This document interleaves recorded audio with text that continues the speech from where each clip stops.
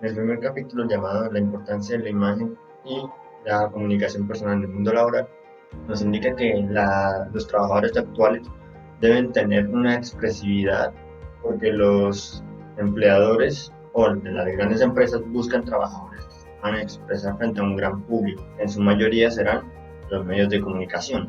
Hay muchos trabajadores que temen salir a hablar en frente del público, y esto sucede porque ellos piensan que al hablar frente a un público, sin estar nervioso o entrar en pánico, solamente es porque esa persona tiene el don para poder hacerlo. Sin embargo, en ese punto se equivocan. ¿Por qué? Porque hablar frente a un público no significa que deba tener un don. Es más, es una habilidad en realidad. Una habilidad que esos buenos oradores tuvieron que reforzar con el paso del tiempo, practicando entre la retórica y la expresividad corporal. Estos son los dos conjuntos que forman a un buen orador. Y además de eso, la preparación es el punto clave, por así decirlo, para que hablar frente a un público se haga más natural. Ahí es donde se divide en dos partes el texto, que dice el ser uno mismo y el informar y convencer, que son dos temas distintos. En el de ser uno mismo, ahí lo inicia con el psicólogo español llamado Antonio Najera, quien dice que para hablar en público se necesita ser natural, pero que la naturalidad depende del mejorar un poco, pero manteniendo nuestra identidad. De esta forma, para conseguir ser uno mismo o hablar con naturalidad, se debe un entrenamiento riguroso. Ese entrenamiento debe ser constante y no se puede esperar ser natural frente a un público cuando la preparación o el paso de la preparación se salta.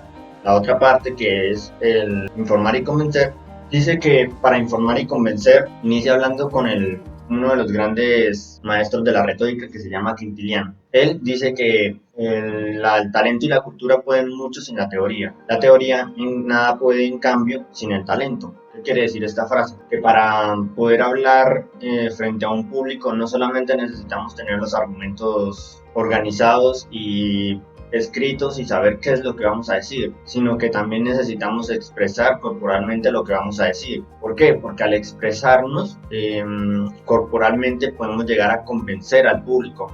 De esta forma será mucho más sencillo llegar al público y darle a entender el mensaje que queremos. Ser un buen orador requiere hablar con convencimiento, de manera ordenada, con los ornatos del lenguaje y de memoria. Todo esto acompañado también de una cierta dignidad de gestos. Teniendo esto en mente, pues podemos definir los tres rasgos de un buen orador, que sería el primero, dar argumentos que reflejen una buena reflexión y ordenamiento del pensamiento. La segunda, el buen uso de la retórica, de las figuras retóricas. La tercera, una expresión vocal y corporal. ¿Por qué estas tres partes? Porque es gracias a estos tres pasos o estas tres características que tiene un buen orador, es que el salir a hablar frente a un público se hace mucho más natural. Aunque esta parte, es decir, hablar corporalmente, es una parte subconsciente. Y por eso también el psicólogo español también resalta en una parte la brevedad. Es decir, ser breve no significa hablar poco, significa no meter frases innecesarias. Entonces, con eso nos podemos dar a entender que en muchas ocasiones no es necesario ocupar todo el tiempo que nos proponen, sino que hablar lo que necesitamos hablar, ser concisos, expresar lo que queremos expresar. En este segundo capítulo, llamado Comunicación Verbal y Comunicación No Verbal, trata sobre el lenguaje de las palabras, del cuerpo y del rostro. Inician con un axioma muy interesante sobre la comunicación personal. En este dice, no se puede no comunicar. ¿Qué quiere decir esto? Que aunque nosotros no digamos alguna palabra, nosotros estamos expresando con nuestro cuerpo o estamos hablando con nuestro cuerpo. En esa parte del texto enseñan y analizan cómo sucede esto, porque al final esto se da gracias de manera inconsciente, porque cabe recalcar que la manera consciente es cuando hablamos o hacemos uso de la comunicación verbal. Para los oradores antiguos, habían tres partes fundamentales o tres ingredientes principales para poder comunicar de una manera efectiva una argumentación. El primero era ethos, que significaba dar la veracidad de los hechos o cosas que vamos a exponer. La segunda que era pathos, que significaba la emoción, la expresividad y el interés que intentamos mostrar para que el interlocutor lo percibiera y tuviera interés por lo que estábamos hablando. Y la última era logos. ¿Qué quiere decir logos? Logos quiere decir la utilización del propio lenguaje para persuadir y hacer que el interlocutor entienda lo que queremos que nos entienda. En el tercer capítulo, que es algunas premisas para la correcta comunicación, primero nos tratan de explicar que para poder comunicarnos bien, debemos tener en cuenta el estado de ánimo con el que estamos hablando. O sea, si estamos, por ejemplo, en un cumpleaños o en una fiesta familiar, la alegría es un estado de ánimo en el que podemos manejarnos y pues al hablar podemos comunicar esa alegría. También el sentimentalismo o las emociones, al tratar de decir una frase hay que usar las emociones para poder llegar al interlocutor. De esta forma pues es más comprensible porque si intentamos usar la razón podemos diferir con el interlocutor y de esta forma pues no hacer que la persona entienda nuestro mensaje. Lo otro también sería el voz, el tono de la voz, porque si hablamos muy rápido podemos excitar a la persona y que nos dé su atención. Sin embargo, si lo hacemos demasiado rápido podemos correr el riesgo de que no nos entienda. Ya, si gritamos puede causar revuelo, aunque normalmente no se utiliza, aunque el gritar es más para actos públicos donde haya muchísima gente. El otro sería el hablar lento, que puede tranquilizar a la persona, pero que si hablamos demasiado lento corremos también el riesgo de que la persona sienta que estamos siendo muy pesados y se moleste. Para esto dicen que debemos modular la voz. Proponen dos formas, por la respiración, que serían la diafragmática y la torácica. La diafragmática sería la forma en que nosotros respiramos profundamente y lo hacemos con la parte abdominal, es decir, respiramos, nos relajamos los músculos y respiramos tranquilamente por la parte con los músculos abdominales. La torácica tiene el peligro de que pues como no tiene una respiración más profunda y más natural, puede hacer que nuestras cuerdas vocales se dañen o se irriten. De esta forma pues nos perjudica mucho a la hora de hablar. La cuarta parte del libro, llamada Algunas normas para realizar la intervención pública con la oratoria clásica, en esta parte del libro nos muestran principalmente el modelo clásico de la oratoria, el cual tiene unas características como las siguientes, que sería el simpatizar con el público o el auditorio. La segunda sería el exponerles a ellos el tema y recalcarles nuevamente el tema para que tengan un contexto y sepan de lo que estamos hablando. Tercero sería describir la situación ideal. Cuarto, analizar las causas de por qué todavía no hemos llegado a esa situación ideal. El quinto, dar los argumentos para esa situación ideal. El sexto, resumir todo lo que hemos dicho. Séptimo, mostrarles a ellos razones del por qué esa causa o esa situación es la mejor. Y el octavo, hacer un llamamiento a que todos se unan pues para poder conseguir este objetivo. En la quinta parte del texto, llamada asertividad, nos muestran las zonas más comunes y las que todas las personas tienen, que son zonas de confort, la zona de progreso y la zona de pánico. En estas tres zonas, la primera, la zona de confort, el riesgo no existe. Entonces, para salir a hablar o charlar, el riesgo para comunicarse bien de manera clara y concisa es mínimo y fluye de manera natural.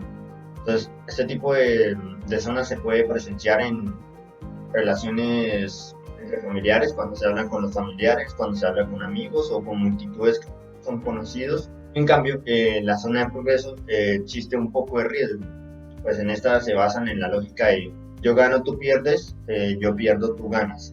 Entonces, En esta zona, lo que sucede es que se basa más en las negociaciones cuando son de venta y compra o de negocios, ya sean al extranjero o cualquier tipo de negocio. Entonces, si por ejemplo la persona quiere vender algo, va a tener en cuenta esto.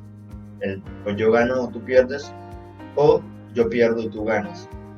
En la última zona, en la zona de pánico, en esta zona la persona tiene un grado alto de riesgo, porque en esta zona la persona piensa y tiene en mente que solamente existe el yo pierdo, tú ganas. Entonces, teniendo esto en mente, la persona se vuelve una persona muy dócil, es decir, se vuelve demasiado pasiva frente al interlocutor o al que se enfrenta en la negociación. Entonces, de esta forma, siempre el que hacen este tipo de zonas es muy contraproducente, pues puede generarle muchísimas pérdidas hablando de manera corporativa. ¿Cómo hacer para pedir favores y demás? Entonces, para pedir favores, explican que nosotros debemos ser conscientes de lo que merecemos, decirle directamente a la persona lo que queremos y si nos rechaza o no acepta hacerlo, pues entender las razones del por qué lo hizo y en cualquier caso volverlo a intentar luego. Si el interlocutor es una persona muy hostil, pues lo primero que tenemos que hacer es no convertirnos nosotros también en una persona hostil. ¿Por Porque si nos volvemos hostiles no vamos a conseguir nada, porque al final lo que quiere es no conseguir un punto intermedio, más para conseguir algo que beneficie a él, pero no a mí. En este punto, lo que recomiendan hacer es mantener la calma y el autocontrol. Es decir, hablar de manera tranquila. Si la otra persona nos ataca de manera directa, no tomar las ofensas personales. Y si nos ataca no a nuestras acciones, sino a nosotros mismos, pedirles que cuestionen nuestras acciones, pero no nosotros mismos. Y lo que también podría llevar a una tercera, que sería si la persona no quiere ceder contra sus agresiones y sigue, entonces nosotros mantenemos esa calma, o sea, ese control y empezamos a decir, si nos empieza a insultar de una manera ofensiva o a intentar también convertirnos en alguien hostil, pensar en, si usted me está atacando, la ofensa que me diga puede ser cierta como puede que no. Entonces, con esto en mente o con esta idea principal, que me pareció que es la que más funcional y pragmática puede ser, es que si nosotros fijamos de esta forma, si alguien es hostil con nosotros y esa persona nos intenta humillar o denigrar, no ceder ante eso, pero tampoco debemos dejarnos tampoco debemos ceder a humillar a la otra persona o a volvernos a dejarlo sin dignidad, porque igualmente eso no nos va a llevar a nada bueno. Teniendo esto en mente, cómo poder planear o de poner en forma o en marcha la asertividad fácil.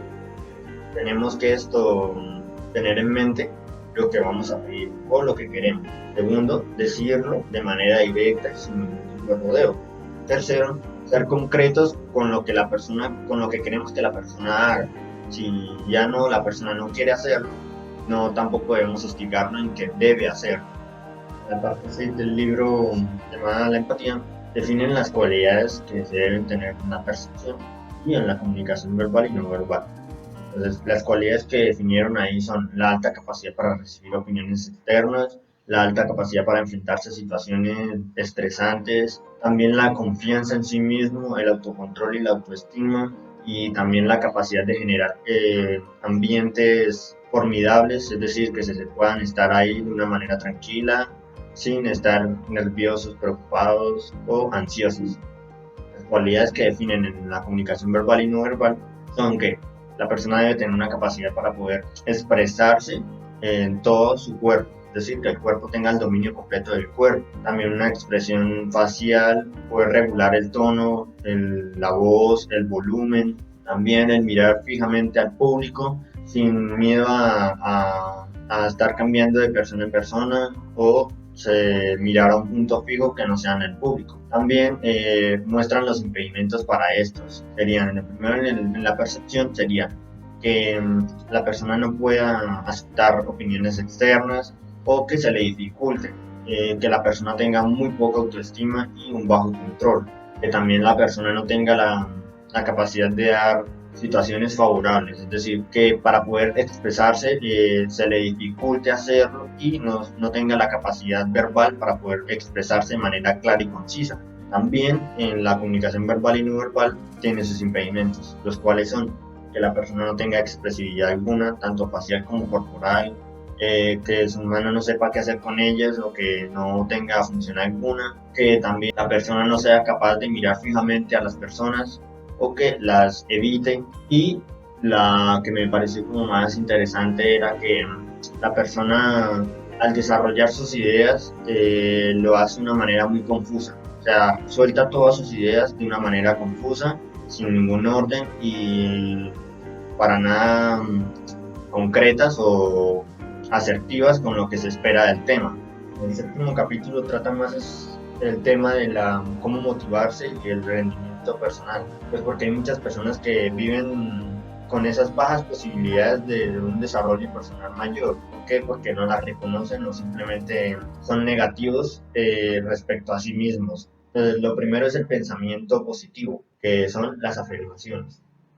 En este punto, la psicología o algunos psicólogos tratan de que las personas piensen de manera positiva y se recuerden cada vez cosas positivas de sí mismos. O sea, cuando hablen con ellos mismos, no se hostiguen a sí mismos o se insulten o se consideren incapaces o que no valen nada. En todo caso, los que apoyan este tipo de teoría es que las frases positivas son capaces de cambiar el ánimo de la persona. En cambio, los que se oponen a esto dicen que sí puede servir, pero que si no tienen una acción correspondiente o algo que respalde esa frase, de nada va a servir. ¿Por qué? Porque hay muchas personas que con la sola idea de repetirse una frase no se terminan convenciendo y pues el objetivo final de las frases es generar generar un mejor autoestima y un mejor autocontrol en la persona, también que tengan un mejor autoconocimiento de sí mismo. Y ahí también proponen ejemplos como por ejemplo el de decir yo soy una persona digna, soy valiosa y sé lo que soy. También el de mis conocimientos son mayores cada día, mis expectativas también y lo que yo soy de igual forma. O las más comunes, yo sé lo que soy y sé lo que valgo. Ayudar a los demás significa ayudarme a mí también. Son frases que pueden motivar a la persona, pero que necesariamente necesitan de una acción. En el capítulo 8 nos hablan sobre el lenguaje del cambio. En este, la primera parte dice que, llamada gramática transformacional, explica que lo que nosotros pensamos se convierte en acciones. Esas acciones pueden perjudicar o beneficiar nuestra calidad de vida. Esta teoría fue propuesta por Noam Chomsky y ha sido cambiante durante estos últimos años por otros psicólogos. Sin embargo, la esencia se sigue manteniendo. La segunda teoría, llamada la realidad y el pensamiento, explica que la realidad se crea a través de nuestros pensamientos. ¿Qué quiere decir esto? Que lo que nosotros nos digamos a nosotros mismos, que lo que nos hagamos creer, se convierte en una realidad o en un hecho. La tercera teoría se llama el valor de la pregunta. En este muchas personas caen en el error de preguntarse ¿por qué me pasa esto a mí o qué hice yo para que me pasara esto? En muchas ocasiones cuando les sucede algo malo recurren a estas preguntas, pero no deberían hacerlo. Las verdaderas preguntas o lo que puede motivarlos más es unas preguntas que se puedan tener un valor más exacto y con una respuesta más certera debido a la situación. Por ejemplo, preguntarse qué puedo hacer para mejorar la situación o qué puedo hacer para que cambie esta situación. Ahí pasamos a la cuarta. La cuarta se llama el optimismo y el pesimismo. En esta, los pesimistas son las personas que se rinden ante las circunstancias, es decir, que les sucede algo malo y se acostumbran a ello. En cambio, los optimistas no. Los optimistas les sucede algo que puede que no esté en su control, pero aún así buscan sacarle alguna experiencia a esa circunstancia. La quinta se llama la incapacidad asignada. Esta quiere decir que cuando una persona se adiestra o no reacciona frente a las problemáticas o frente a situaciones que no son beneficiosas para él y simplemente cede ante esas situaciones porque ya no está dentro de su control, entonces lo dejará que fluya. Aquí también se insertan los pesimistas, que son los principales exponentes de este tipo de teoría. Luego se encuentra la teoría de la creencia y el pensamiento. En esto, por ejemplo, lo que nosotros creemos se convierte en algo que nosotros seguimos. Esas ideas también se basan en nuestras actitudes a comportarnos, y por eso también puede influir de manera grave a lo que nosotros creamos. ¿Por qué? Porque lo que nosotros creemos, por ejemplo, que no somos capaces de enfrentar algo, nos adecuamos a esa idea y no decidimos afrontarlo, simplemente dejamos que suceda. La última teoría se llama las emociones y el pensamiento. Estas se basan especialmente en que nuestras emociones también pueden ser una parte beneficiosa para nuestras ideas y acciones que irán después de las propias ideas. Porque nuestras acciones requieren de las emociones, saber cómo nos sentimos en el momento y qué es lo que nos causa hacer ciertas acciones. En este caso, las emociones se pueden canalizar de una forma en que las podemos analizar y entender bien y con exactitud para qué es esto, para qué la sentimos y para qué queremos esa emoción en ese pensamiento específico. En el capítulo 9 hablan sobre la relajación como la base eficaz para la concentración.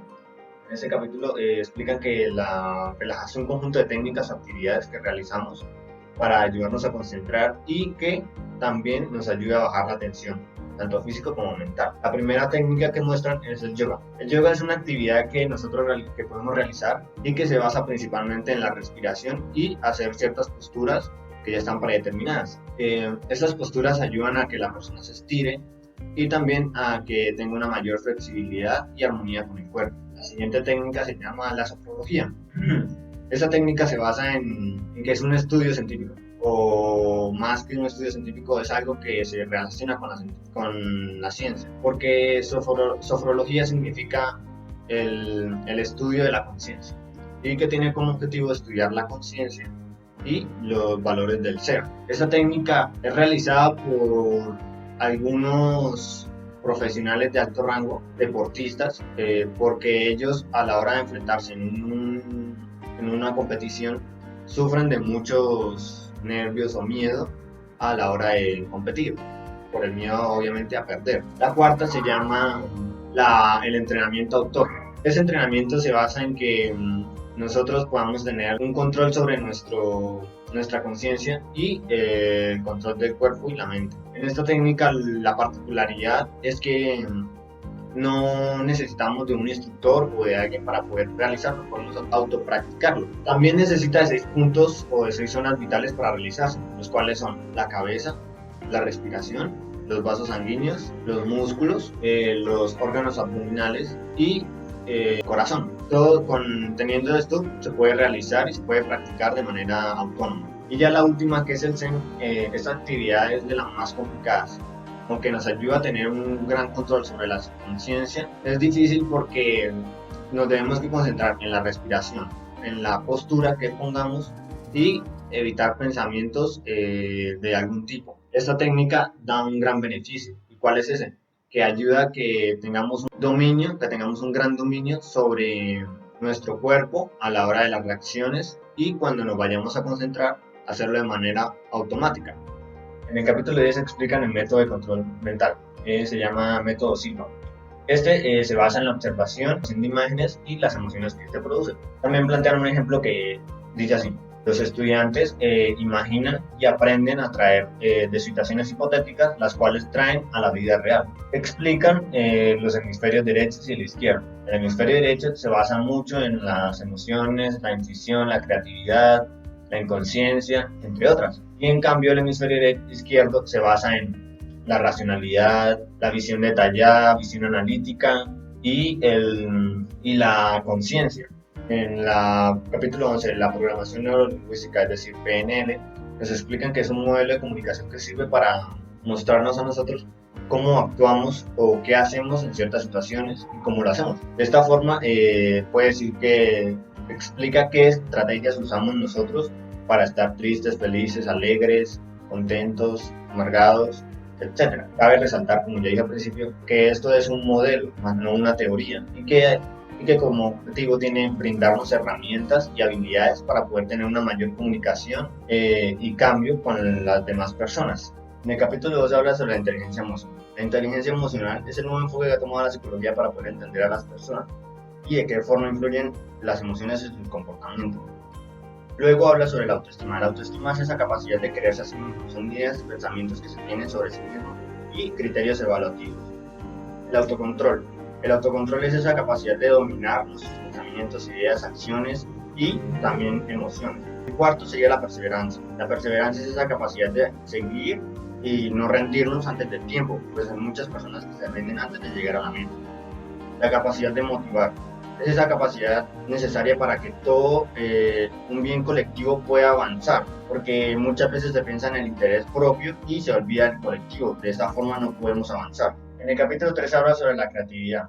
La creatividad es una actividad que nosotros realizamos para generar nuevas ideas o conceptos, o en muchas ocasiones relacionar ideas y conceptos que ya conocíamos de una manera distinta. En muchas ocasiones nos impedimos ser creativos por el hecho de que creemos que debe existir una lógica, una razón, o que también debe tener unas reglas que siempre hay que seguir. Por último, siempre tenemos ese miedo a equivocarnos, y es ese miedo el que nos cohíbe principalmente de ser unas personas creativas. En el último capítulo, las estrategias de cambio, nombran a Robbins, uno de los primeros autores, y él dice que el pensamiento tiene la capacidad de quitar el miedo al dolor y al fracaso. Para eso hay algunos consejos, como mantener un buen estado de salud, escuchar nuestra voz interior, aprender de nuestros errores, juicio propio, una autoconfianza, entre otros. En el segundo autor que nombran son los principios de Convey.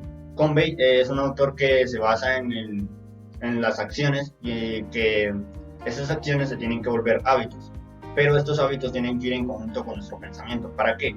Para que estos se conviertan en hábitos que hagamos de manera inconsciente. Por último están los métodos de Bono. Estos métodos son informales, al azar y casuales. Para él, los métodos que propone son: el primero, tener una visión evolutiva, no polarizar, no generalizar, y la última, que me parece más interesante, es no mezclar la razón y los sentimientos. Es decir, hay que tenerlos en cuenta, pero no mezclarlos. Lo que más me gustó fue la parte donde hablaban sobre cómo desenvolverse cuando hablamos delante de un público. ¿Por qué? Porque yo soy una persona que se pone muy nerviosa, ansiosa, cuando tengo que hacer eso, y en muchas ocasiones no lo hago. ¿Qué enseñanza me dejó para mi vida?